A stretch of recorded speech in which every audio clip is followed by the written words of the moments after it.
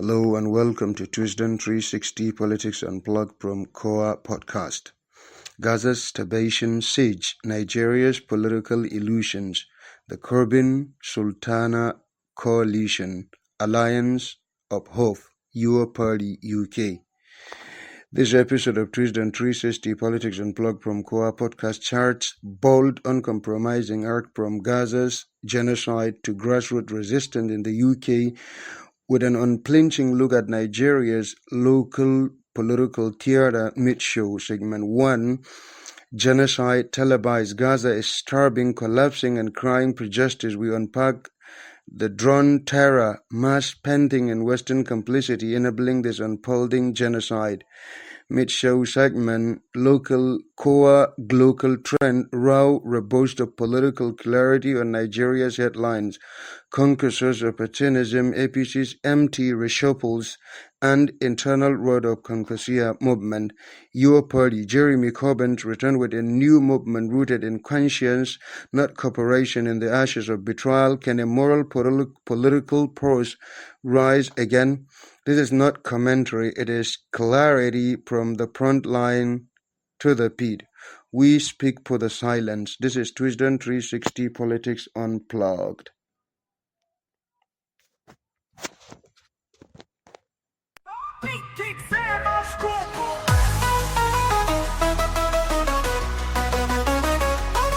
This Kowa Podcast, we talk for the block, for the youth in the gutter and the ones they forgot. We ain't begging for crumbs, we making the pie. The Gakasazu or summer, we aiming for the sky. From the north to the south, east to the west, we speak truth raw, no bulletproof vest. This so cocky live, yeah, we going all in. Knowledge is a weapon, revolution's the win. You can catch us on Spotify, keep it steady, Kowa Podcast, Facebook page, YouTube, Twisdon360, just ready. No lies, no filters, just fire and facts. Kowa for the people, we taking it back.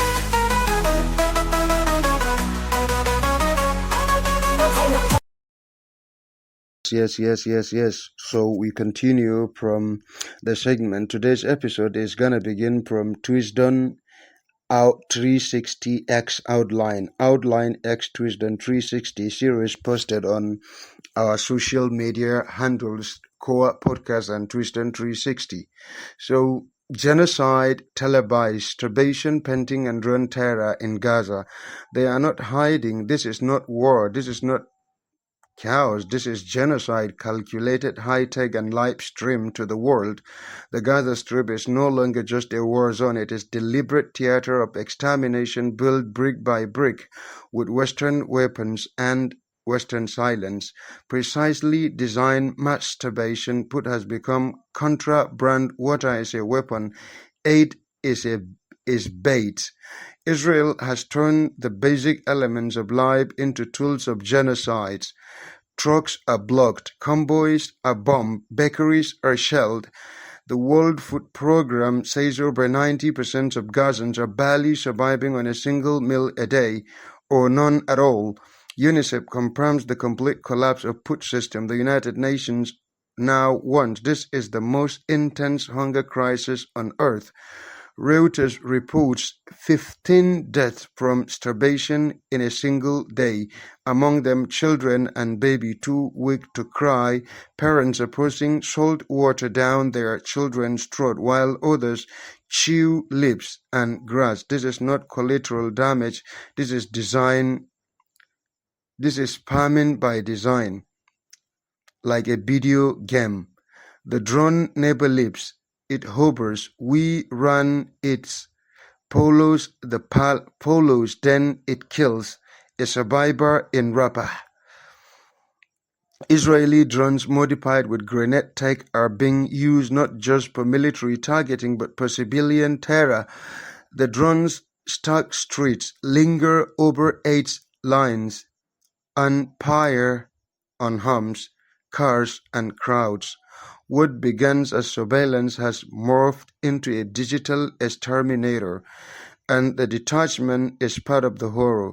They kill us like it's a video game. I'm caught.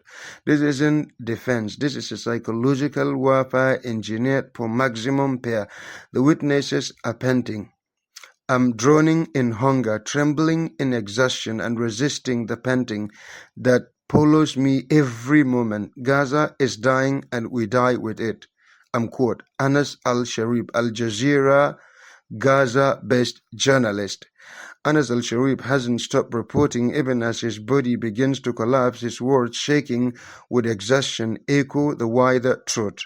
Doctors are collapsing in operating rooms, nurses pant in ICUs, UNRWA staff, aid workers are going days without food. Headlines have become sniper targets. Children are shot waiting for flour. People are panting while trying to survive. A siege engine fueled by Western silence. Israel bombs the bakeries. The US supplies the bombs. UK shrugs. EU issued statements and moves on. We now watch as Western moralism dies in real time. From London to Washington to Brussels, every political script reads the same. Israel has the right to defend itself, but what of children eating grass? What of the mass graves outside Rafah? The West is not just complicit, it is co-architect of the genocide. This is collective mother wrapped in politeness and you're broached with press conferences. Gaza is being killed. Gaza is not pelling, Gaza has been executed. Every statistic hide a scream. 79 civilians killed in a single day while lining up for food. Hospital morgues overflowing, mothers crying, malnourished, babies wrapped in prayer clothes. These are not accidents, they are blueprints. They are military doctrine. Mass graves exist because aid was prevented. Hunger exists because infrastructure was destroyed. Death exists because the world allows it to. Palestine is a moral compass. The global south sees what is happening and it is familiar from Congo to Colombia, from Vietnam to Venezuela to Sudan. This is old empire in new clothes. Palestine now stands not just for itself, but as a mirror for the world. It asks, will you be natural in a genocide? Will you mistake balance for justice? Would you quote international law while watching babies starve? Those ones who calls us too radical must now answer. What is more radical, demanding freedom or defending a genocide? Our demand clarity, not comfort. We do not want statements. We do not want debate. We want justice. We demand unmask the genocidal policy, prosecute the war crimes, dismantle the siege, end Western complicity. Ceasefire is the plow, not the ceiling. Aid survival, not justice. We seek charity. We seek not charity, but liberation. The world will ask, what did you do? History is watching, so the future is. History is watching, so is the future. When Gaza screamed, did you look away? When journalists collapsed, did you scroll past? When children starved, did you post both sides? Or did you stand up? This is the line, this is the test, and this is the time. This is not just an op-ed, it is declaration from Twisdon360 outline. Twisdon360 has outlined is not here to comport. We are here to debate humanity. We are not here to debate humanity. We are here to expose genocide, demand clarity, to name the system, to stand with the front line, not the press release. This is pen turned into purpose. This is fire shaped into language. This is revolutionary clarity. And indeed, Palestine will be free. And we are going to go to KowaGlocalTrend now. Just wait for a little moment. Don't go anywhere. Don't forget you are listening to Twisdon360 Politics Unplugged from Kowa Podcast. I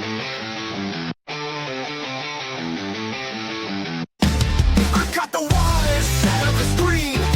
Unplug the lies, reveal what's unseen. Twist out the list together. No filters, just truth. Time to awaken, challenge their proof. Yes, it is time to awaken and challenge their proof. Now it's time for KowaGlocalTrend. Let's go. Kwankwaso spoke the truth, but not for the sake of the truth. Senator Rabiu Musa Kwankwaso Madugu was right when he said the Tinubu administration is neglecting North and focusing only on South. But let's be honest, he didn't say this out of the genuine desire to fix things. He said it because politics is getting tough, not because he cares about the masses. There was countless times when democracy was manipulated or the North was oppressed, but he stayed silent. Now he speaks because the political tide is turning. Using the suffering of the North as a campaign weapon is not a leadership. It is an insult to the poor and a deliberate effort to divide Nigerians for political gain. Number 2, on KowaGlocalTrend. APC has a new national chairman, Professor Mantawa Yilwata. After Ganduje stepped down, Tinubu called for deeper grassroots engagement. But is this reshuffle meaningful or symbolic? Absolutely. The same party, same pillars, new pace, new promise, but without change. Nothing changes. And even the new national chairman is a failed one who lost his state governorship candidate. The Nigerian people deserve more than photo-op leadership. They need real accountability. Our question remains, if the people remain neglected and the system unchanged, what legacy does a new chairman truly offer? Nothing but empty promises and indeed destruction. And the challenge is an advice to Kwankwasiyya movement given by a renowned revolutionary satirist and skit maker, Dambello. He says that Kwankwasiyya is not a lack of numbers, it's a crippling absence of principle, leadership, ideological clarity. They command a movement brimming with energetic youth, yet remain trapped in a cult of personality, worshipping individuals over courses.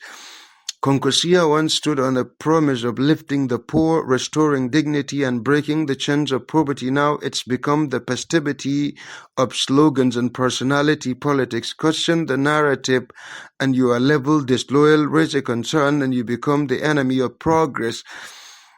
You become the enemy of progress. It's time for Kwankwasiyya to walk off. Politics is not about one person. It is about building hospitals, reviving schools, fighting hunger, and elevating the dignity of citizens.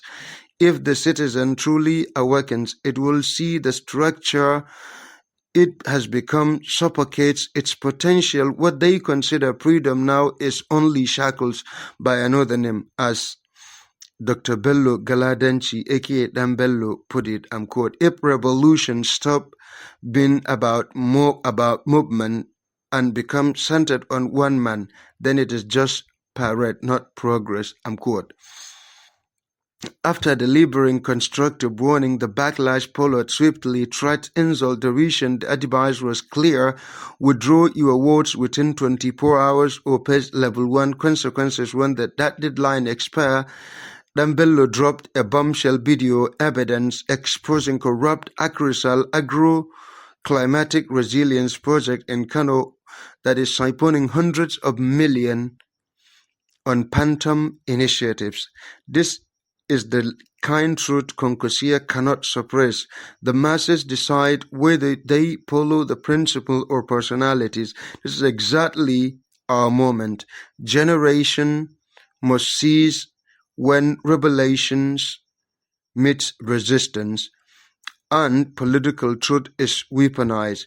Dambello is not a fringe actor, he's a content creator with integrity, rising from Kano's youth, not from elite corridors, and daring to name the looters. Now it's not time for cynicism, it's a time for revolutionary solidarity between activists, journalists, and whistleblowers and everyday Nigerians demanding accountability. And if Dambello stands alone, he is brave. But if we stand with him, we become the revolution. This is KowaGlocalTrend. Don't forget you are listening to Kowa Podcast, Twisdon360 Politics Unplugged. And we are going to go to the second segment in separate parts.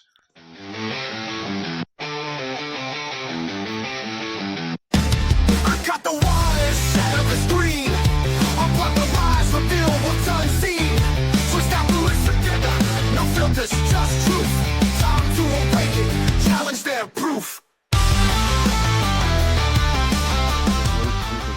listening to Twisdon360 Politics Unplugged from Kowa Podcast, our series of Outline X Twisdon360. We continue segment 2 as we have finished with segment 1 and global trend of Kowa Podcast, which is called KowaGlocalTrend. From the ashes of betrayal, Jeremy Corbyn's Your Party, and the return of moral politics. In a political climate suffocating under the weight of hypocrisy, genocide apologist, corporate capture, and bipartisan cruelty, something extraordinary emerged this week. Your Party, a new political force launched by Jeremy Corbyn and co-founded by brave figures like Sultana and others from the coalition of independent MPs, declared its arrival not with fireworks but with truth. And in these times, truth is revolutionary. This is your party, not theirs, I'm quote. Not the billionaires, not the arms dealers, not the lobbyists, yours, and truly yours. That was the rallying cry. More than a name, your party is an indictment of everything politics has become, and a blueprint for what it must be. In an exclusive with Guardian, Jeremy Corbyn set the tone clear. We will not be neutral on inequality. We will not be neutral on genocide. We will not stand by while Labour silences dissent and the Tories sell off every last inch of decency. I'm quote. This isn't a vanity project. It is a rescue mission, a lifeboat launched in the storm of moral collapse, because the betrayal is real. Keir Starmer's Labour Party did not just move to the centre, it moved into the shadows. It poached the left, banned Corbyn, embraced NATO propaganda, cut the welfare programs, silenced dissent on Gaza, and offered nothing to those suffering from poverty, racism, or climate justice. And all the while, Gaza burns.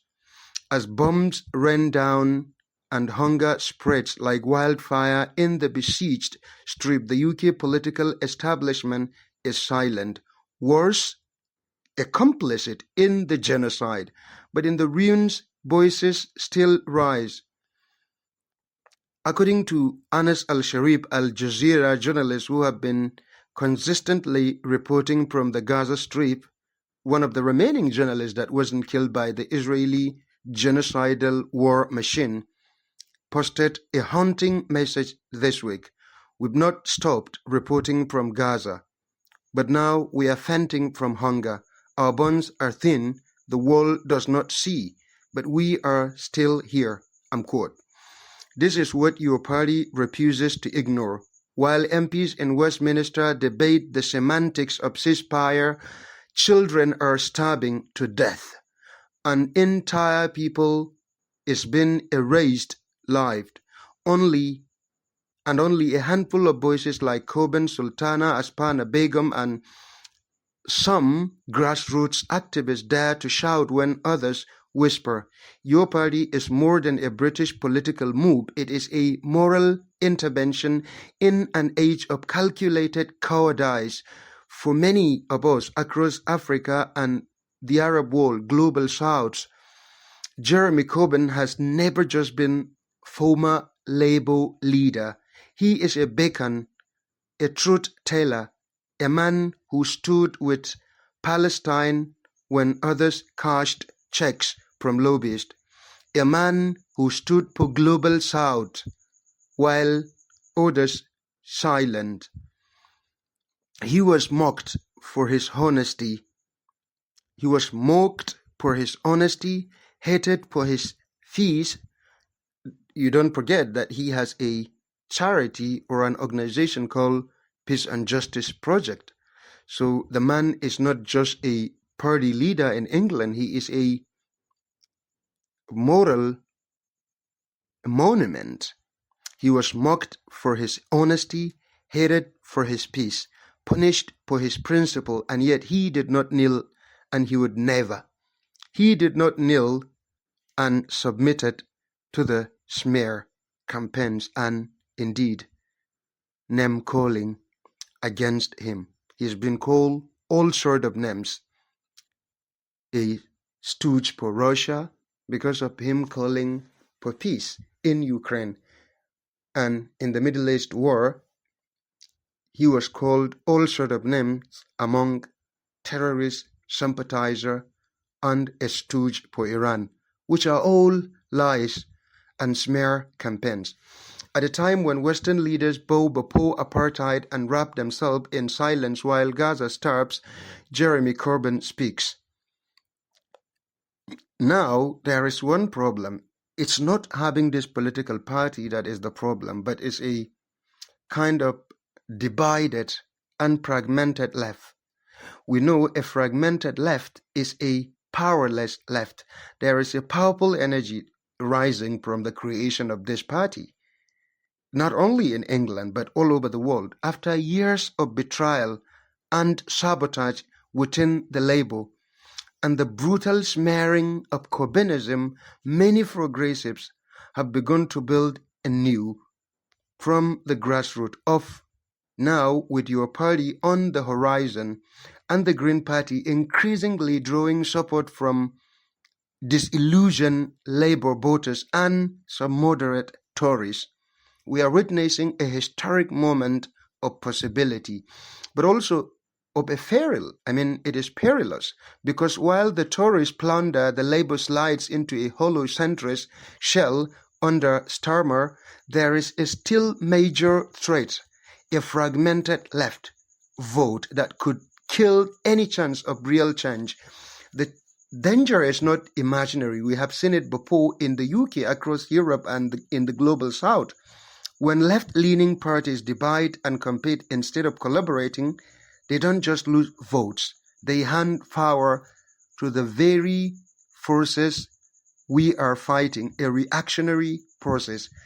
When the progressives, the lefts, are divided, it is a kind of a way of handing over a power to a reactionary far-right forces. And you can perfectly see this in the French election. When the left unites under Jean-Luc Mélenchon, NPF, New Popular Front, they take down the far-right Rassemblement National of Marine Le Pen. And this kind of alliance and coalition has to happen in British if this party comes to light.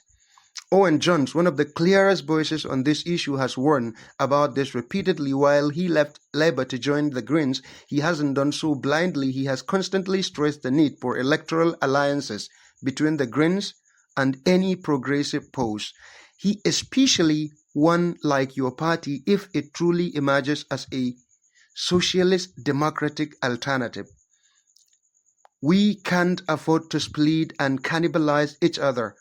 Jones once wrote, "It is not about purity, it is about power.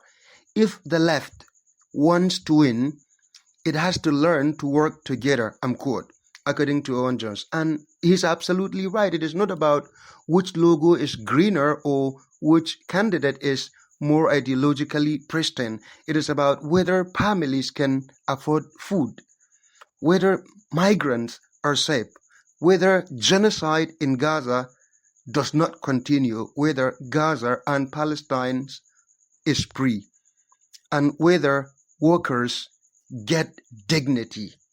These things won't wait while we argue over party names. So as your party gathers momentum, its founders and supporters must ask, will they be bold enough to pursue unity over ego? Will they enter alliances, even informal ones, with the Green Party and other left forces in winnable seat, or will they fall into the trap of thinking electoral success can be built alone from scratch without coalition building among the progressive? The same question goes for the Greens. Are they ready to support your party in constituencies where it stands the better chance and put people before party, to put people before the party branding? History offers two futures. One where we split, the establishment cheers, we get crumbs, or worse, another 5 years of misery, austerity, genocide, neocolonialism, and indeed, worse of worse, what is going on with our climate situation in the world. No climate justice, no welfare, only defense spending per NATO, bogus defense project, and funding Israeli war in Gaza. Two, where we unite not just for seats, but for survival, we must choose wisely. And we, the global south, the forgotten, the betrayed, we are listening, watching carefully, and following closely. Your party is the voice of those who had enough of billionaires owning democracy, enough of bombs dropped in the name of the people, enough of fake left-wing betrayal and right cruelty, enough of the fake left-wing betrayal and right-wing cruelty wrapped in plagues. This is not nostalgia of 1945. This is a cry for 2025 and beyond.